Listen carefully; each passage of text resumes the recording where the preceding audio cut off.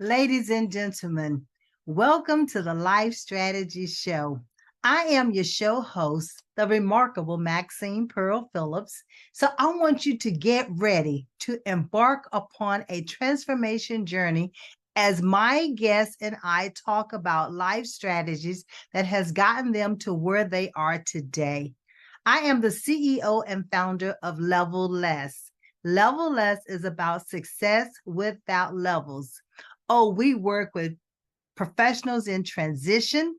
I'm talking about unemployed, underemployed, those who are ready to be promoted, and even if you're ready to retire, or you've already retired and you're unsure what direction to take. We also work with our students.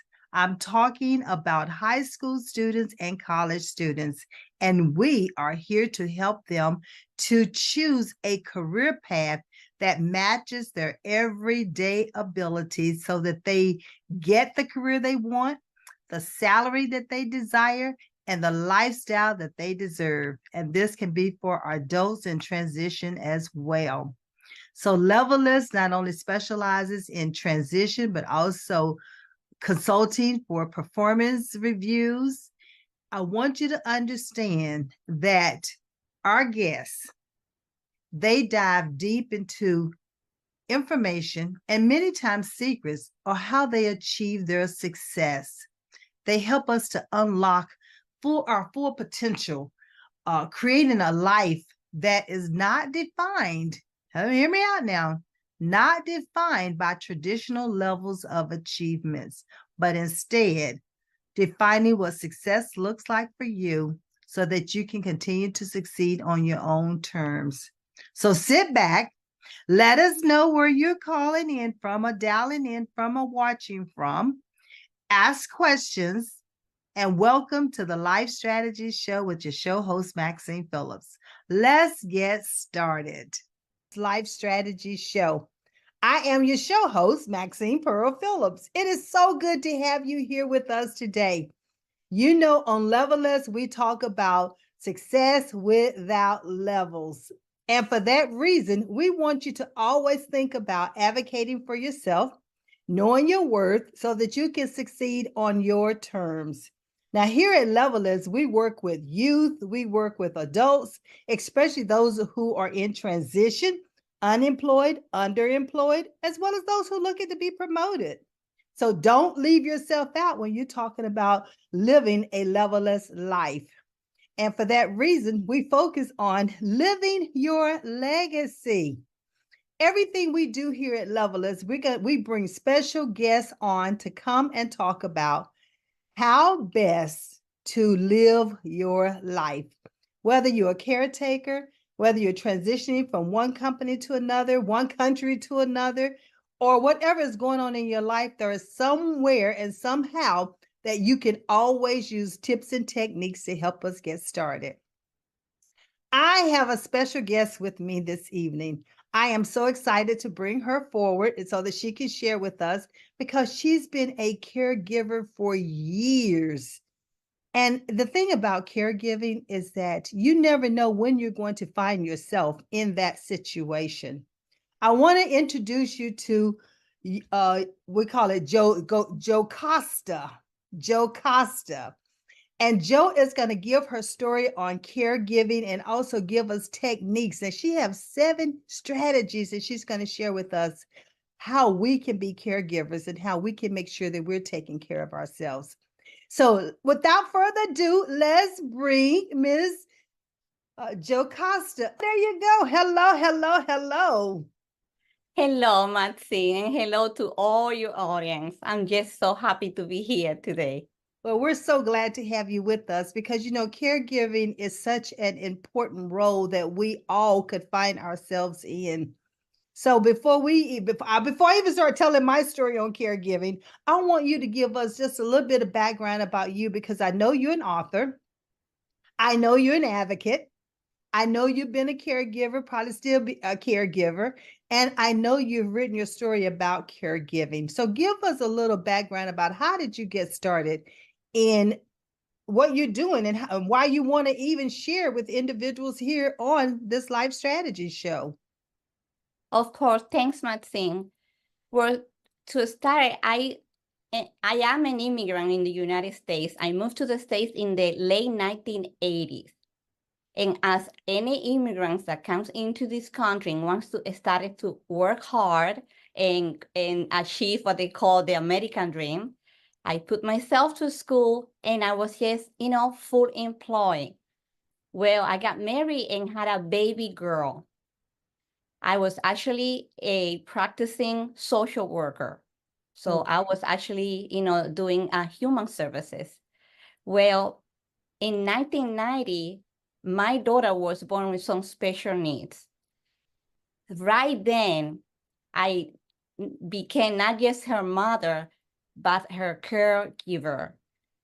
I realized that she was going to need, assistance and somebody to advocate for her for the rest of her life. My daughter right now is 33 years old. So imagine if a whole life, me not only taking care of her as her mother, but I also nurse her. I became her advocate. And I have done caregiving up to, this day. Still today, I still look after my daughter. That is awesome. I heard you say she's 33 years old. Yes, ma'am, she is. All that loving that you've been giving her. That is Yes. awesome. I said earlier when I was talking about caregiving, we never know how or when we're going to find ourselves as a caregiver. You found yourself in that situation from day one, having that baby. Right. I And did. just thank you so much. I just want to just pause for a moment and just thank all the caregivers out there Yes. and all the individuals who are helping the caregivers, because sometimes you have to have a support team as well. Yes. Yes. That is a very important point, Maxine, and something that I actually learned along the way. And this is one of the reasons I decided to do something to support caregivers. Okay. There's never been an infrastructure to support caregivers. Okay. The system is designed to care for the elderly, ill, and disabled. But what about the caregiver? What about the caretaker, the person that take care of our, aging population, people that are sick or that are born with a disability? Yeah, so that's why I decided, to actually make a mission that to support caregivers.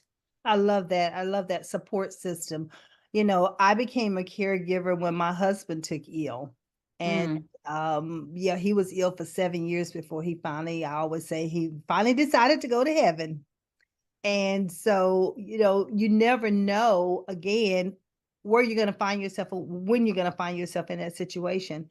And I know when I found myself in that situation, he did not want individuals around us. And so even if I had wanted a support system, I could not have a support system because he was of age cognitively, in his right mind. And so he could say what he wanted and what he did not want. And so therefore that left me isolated with him. And even he didn't even want the children to come around, seeing him being ill like that. And so it does put a lot of stress on the caregiver, and it's good to have an external support system, even if you don't Yes. have an internal support system. Yes, I always think of this question when every time somebody shares their story, Maxine. Who helps the helper when the helper needs help? Yes. And I always go back to that. So and it's okay if a family member, especially if you're a family caregiver, if you realize your loved one only relies on you. Right. But what we wanted what the ideal would be to have a support system out there for the caregiver. Right. So she can have the resilience she or he needs to be able to care for the loved one, either Right. short or long term. Yeah, like in my case, imagine I've been doing it for 3 decades, Mhm. and Right. yeah. You're right. Short term or long term, it does not matter. And we always talk about mental health. And that's one way of taking care of your mental health. I did not realize that I was under so much stress because I was still working and I was taking off what they call family medical leave in order to take Mhm. care of him. And I I remember know I that. remember Yes. having yeah, I remember having to take off at least three individual times. And eventually I had what is called intermittent family medical leave because you just never know when the family member or whomever you're taking care of is going to have a reoccurrence. Yes, it happens that is so common, Maxine. Nobody actually talks about it a lot, and it is good to bring it up because I most of the time people when they hear the word caregiver, they imagine this person just not working at home, taking care of their loved one. Right. But most of us actually become a caregivers at a still working age. Yeah. So it's very challenging to find a balance. A lot of us have to actually leave our jobs, and then it becomes a financial burden. Yeah. When you don't have a way to, when all of a sudden you lose your income. So yeah, it's very important I mean, just to make people aware of that. Yeah. Even the fact that you are a caregiver, a lot of us don't actually admit it, say it out loud. It Right. comes the moral obligation. So Mhm. you say to yourself, well, it's a family member. Because I love him or her, it is my job to care for them. Right. So you don't think yourself as a caregiver. So I always tell people, say it. Say it. Until you say that you are a caregiver, and really believe it and understand everything that comes with that, you're not Right. going to be able to learn how to care for yourself, how to reach out for support. I like one of the things that you say uh, in your website, Maxine. You always say, ask for help, Yes. reach out. Even when you're setting up your goals, I mean, make sure somebody is there to support you, to Yeah. be accountable for whatever, you do in life. So I love that. Yeah. And that's so many times we don't ask for help, even though he did not necessarily want me to bring individuals in, but I could have still asked for help and gone to them and not necessarily bring them into the home, but actually go out, Right. and be with them. The other thing that, caregivers need to understand too, and I mean, I didn't understand all of this, and this is my first husband that I'm talking about. And what I did not understand is to look into what Medicare offers as well as help as well, because that's a support system for you. And I didn't realize Yes. all the resources Right. and the help that Medicare can give individuals who are in that age range. Right. That's Yeah. another thing that I had to learn the hard way, in a sense, the Right. hard Yes. way. Yes. And that is exactly my point, that, it's good to voice that. And somebody somewhere is going to say, listen, we have all these resources available for you. And Right. it's just, people that teach them how to access the system, how to go about it. Yes. And actually teaching them how to do it themselves, Yeah. it really makes people feel validated. Like, yes, Yeah. now that I have the information, I know how to go about it. And, I love it. I love it. Not only go about it, but they also know how to use that resource later on or even share with another person in the family. Well, hello, ladies and gentlemen, and welcome back. We are at the point that we're going to start talking about the 7 strategies for caregivers. And so, Jocasta, why don't you share with us the 7 strategies that you have used along the way that has been beneficial for you? thank you, Maxine. Yes. So I have used I put together 7 strategies that in my journey of caregiver for the past 30 years served me very well. That's a lot of it comes from experience, but also doing the work. I always like to say people, you have to do the work. Don't expect that anybody or something is gonna come and fall in your lap. You have to do the work.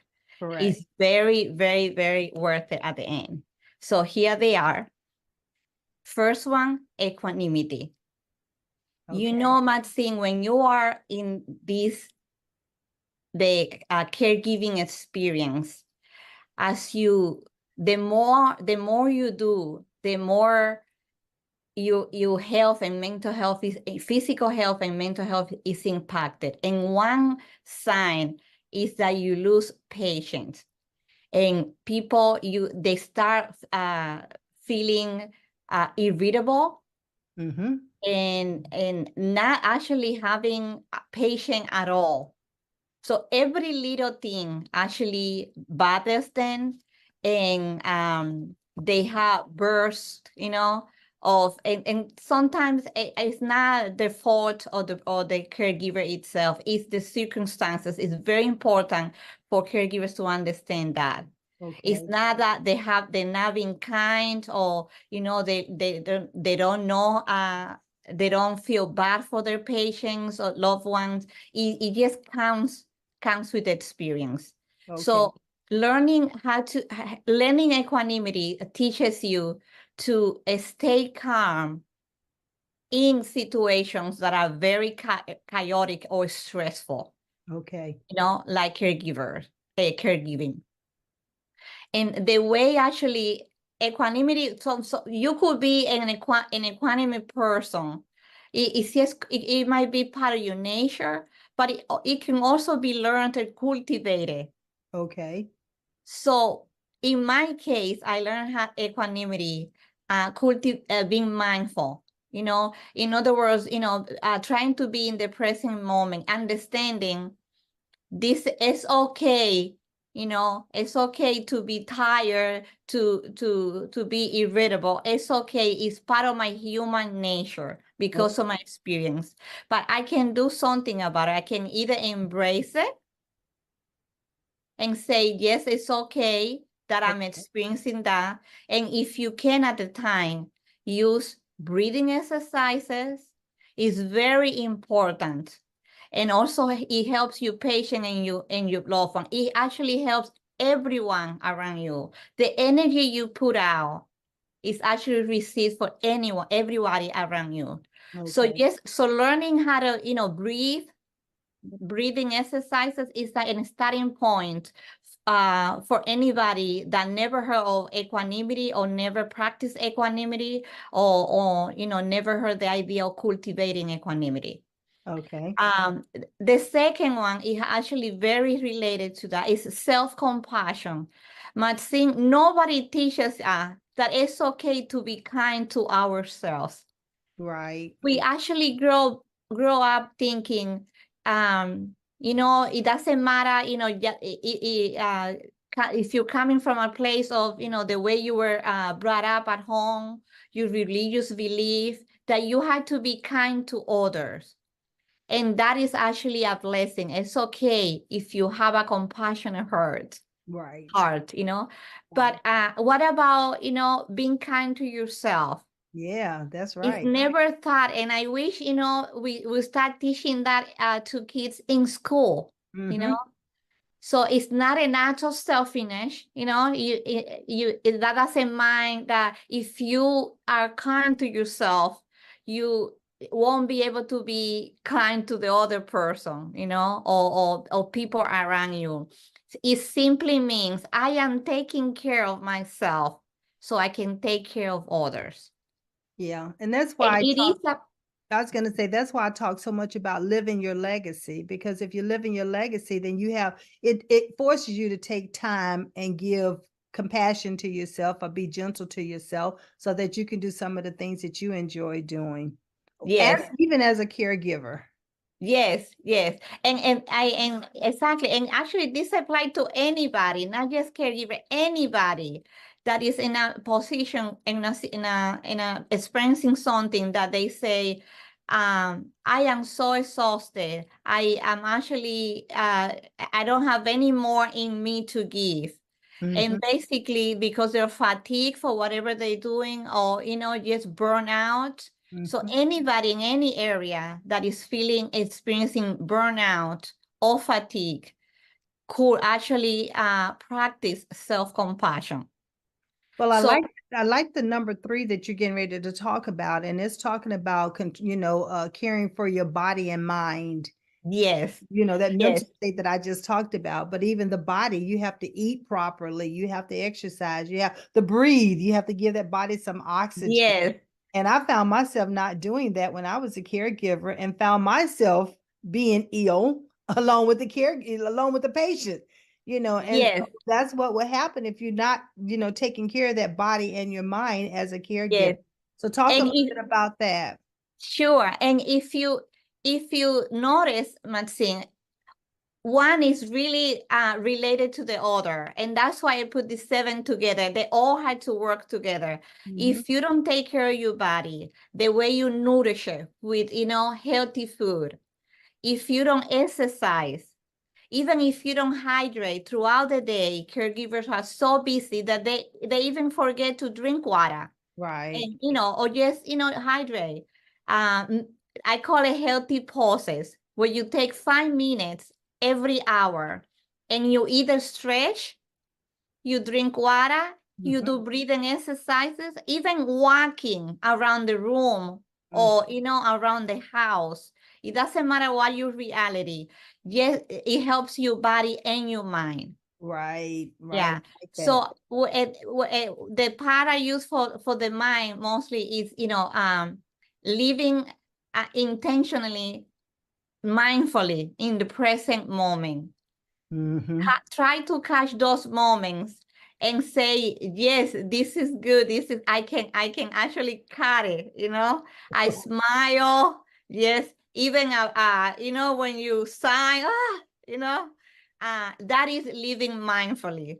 Don't let those, what I call it, micro moments, don't let them escape. And that is living mindful. Anything you do, gardening, I have a list of things that I do every day: stretching, playing with my pets at home, even just telling myself, Yocasta, you done well.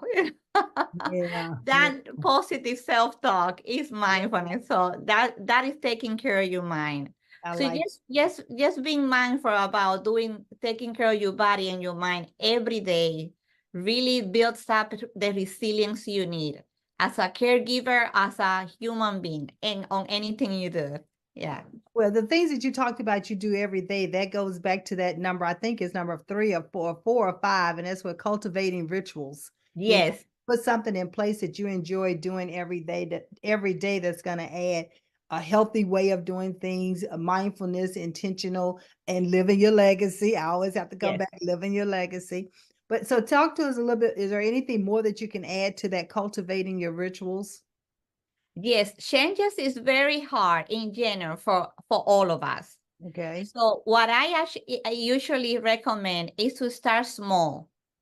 First, you have to identify where do you want to go? What are your goals? What is it that you wanted to accomplish? Until you don't have that clear, you're not going anywhere, and it's just gonna be tumbling in, trying to figure out what is happening to me, why do I want to go, where, how do I get there? So setting up goals, or what we call it, the strategies to accomplish whatever you want to achieve in life. And I like the way you put it, Maxine. It's like you need to have a plan, and starting with a short-term plan rather than the irrealistic long-term plan. And also breaking it down, you have to make sure that you know what are the steps needed to accomplish that goal. Right. And realizing, what can you bring, what are your own abilities. And I like how the way you put it, you call it innate abilities, the ones you are born with. So taking that into consideration, I know in my case, Maxine, that I'm good with people. It's very easy for me to actually approach people. I need that. That's how I feel, connecting with people and doing a lot of listening. I mean, I'm doing a lot of talking now, but I mostly gone through my life listening. And it is the best way to connect, when you listen, right? Yeah. Right. So that helped me a lot. Listen to even to yourself, try to figure out in your mind what are your goals and what are the strategies you need to get there. So I use the the 5 steps to the change itself. It's like where you realize you don't have a goal, okay, or you are in a denial, or they call it the pre-contemplation, when you say like, yes, I heard that, but I don't think that's realistic. I don't think I can accomplish that. I'm not ready for that. The contemplation is the second one, when you say like, oh yeah, I might consider doing that. Yeah, right. That looks very exciting. I just not sure how to go about it. And then action, third, when you actually do something about it. And that goes back to, putting down, setting up your goals, where you break it down. Yeah. And then, it goes on like, the number 4, you accomplish your goals, you feel good about accomplishing your goal, and having, maybe you had a support system, maybe you had somebody there, that was, it was accountable, help you get there. I can call it a mentor, a coach. It's part of you, like, you mentioned, that's what you do. And you don't, I like it when you call it leveless, there's no levels here. The idea is to lift each other up. Okay. Right. Yeah. And then, and number 3 is 5 is like what they call it maintenance. People think, oh, I accomplished it, I got that. If you don't do the things you need to do to keep that in place, you're gonna lose it, and then you're gonna have to start all over. Yeah. So yeah, that mindfulness is very important, because even with creating goals, you have to be mindful of the goals that you put in place. And Right. how does it fit into your lifestyle? How does it fit into your balancing your day-to-day activities? So I told you I worked full-time, and then still was a caretaker, still had to take an FMLA. And here I'm an executive director. So it's not like, you don't have these other responsibilities going on, but you manage. And that's where time management and organizational skills is very helpful. And I love the fact that you said you have to listen to your body, listen to your mind, and listen to other people, because sometimes you get a word of advice through other individuals if we just take the time and pause to listen. Yes. Yes. I like that. And ladies and gentlemen, we don't drop just golden nuggets here on Levelist. We drop platinum nuggets. And so I trust that you're writing down these platinum nuggets, because one of the ones that I'm going to reemphasize was the fact that take that 5-minute pause. But she called it a healthy pause. Every hour, take a 5-minute pause and be intentional and mindful about what it is that you're going to do with that pause. Is it to get up and hydrate yourself? Is to get up and not necessarily eat every time you had a 5-minute pause, but what is it that you intend to do? And before you know it, or just relax. Just close your eyes and relax, and just close your eyes and breathe. Meditate, so there's some things that you can do for yourself in those 5 minutes. Well, I know there are 2 more. I think, if I'm not mistaken, there's probably 2 more that you can share with us. And those other 2, if we start with shared humanity. Yes, I like this one, Maxine. It really the one that actually help us connect with another person. Okay. Somebody that is actually sharing the same experience you are in. And it's very, actually, it's something like, once you experience something, it feels like something click instantly. And what it is if you think about, somebody else must be experiencing this just like me. Right. You don't feel isolated. You don't feel alone. Right. So, when sometimes, well, you call it like beating yourself or feeling like victimizing. Yeah. I don't like to use those terms. What it is it's just coming from a place of loneliness. Mm-hmm. This is so hard, and I feel so lonely. Nobody understands. Right. And it is so common for the person to feel that way. And actually, I can understand that. You can understand that, Maxine. You've been a caregiver. Well, the minute you stop and you think about, wait, I'm sure there's somebody else going through the same experience Yeah. and feeling the same way I feel. Right.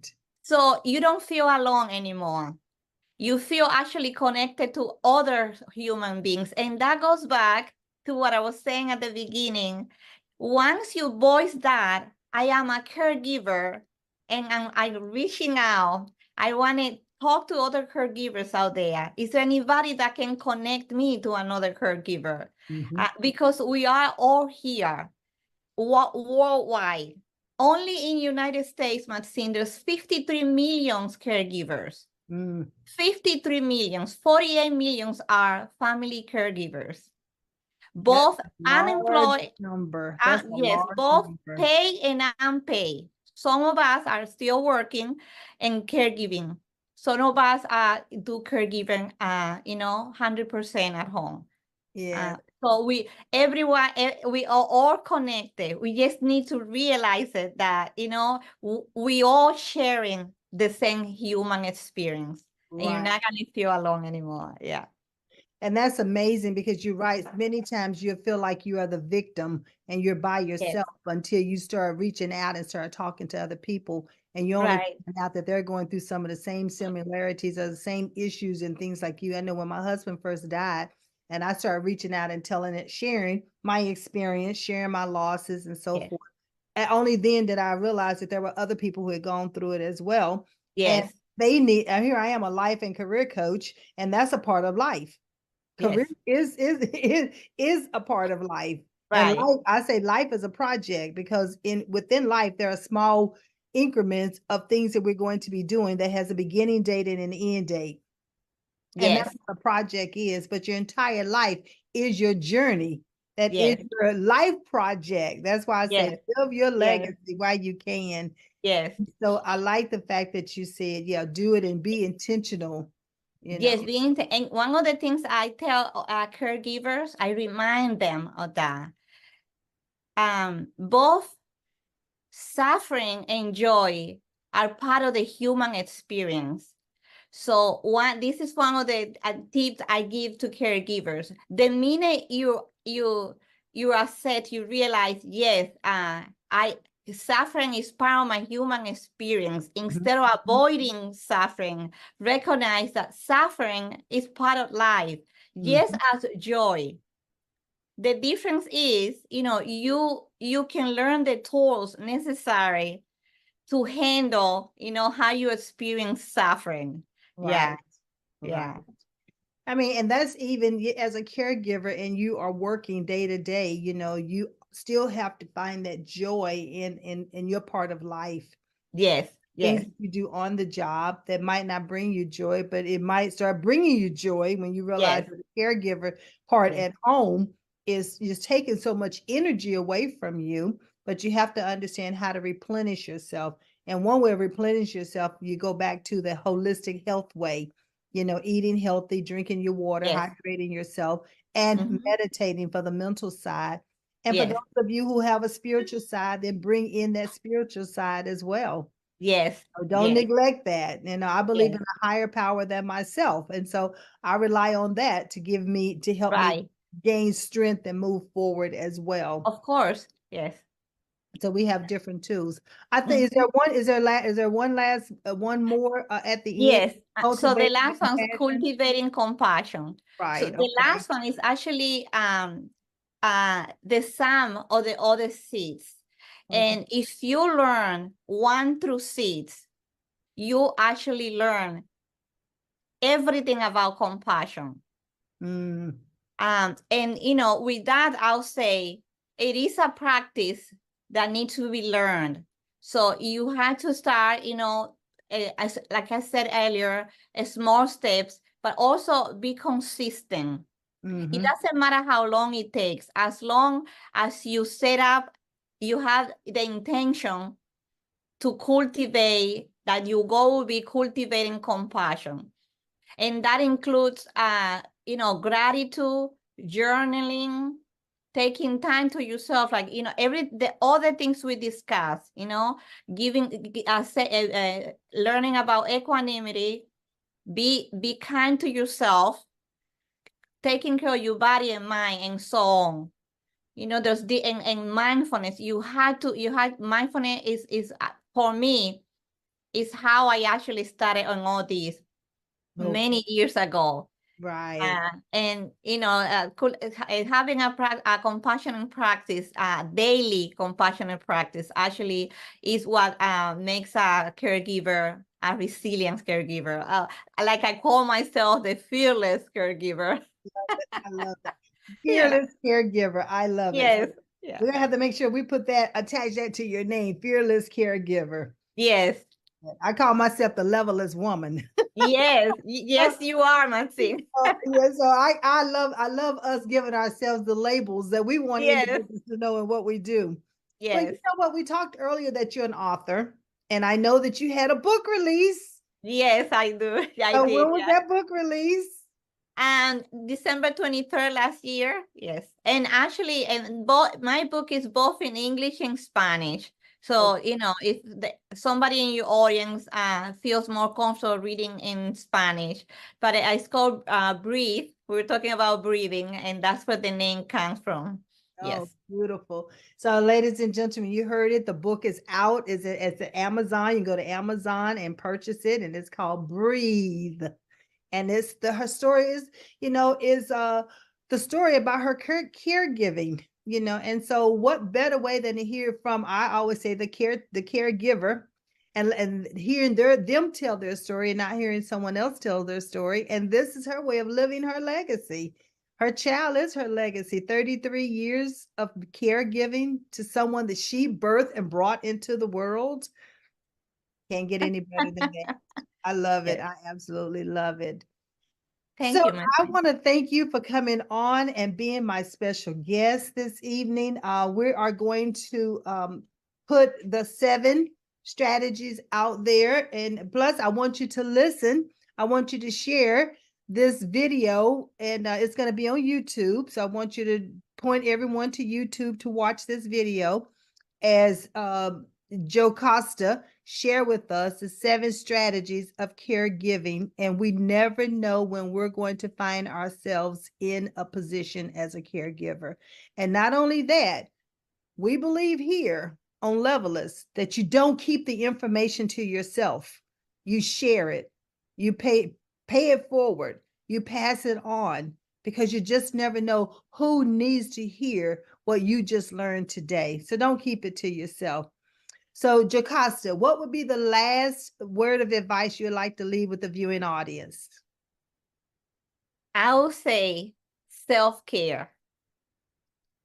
Learn how to take care, love yourself, be kind to yourself, and everything will be much easier for you to care, in your role of caregiving. Yeah. Caregiving. Yeah. And what Levelist, I always leave my show saying, I believe in you. I trust you believe in yourself. Have a good day. Meet me back here, same time, same place, next week, same station, but invite someone to come along with you. Take care until then.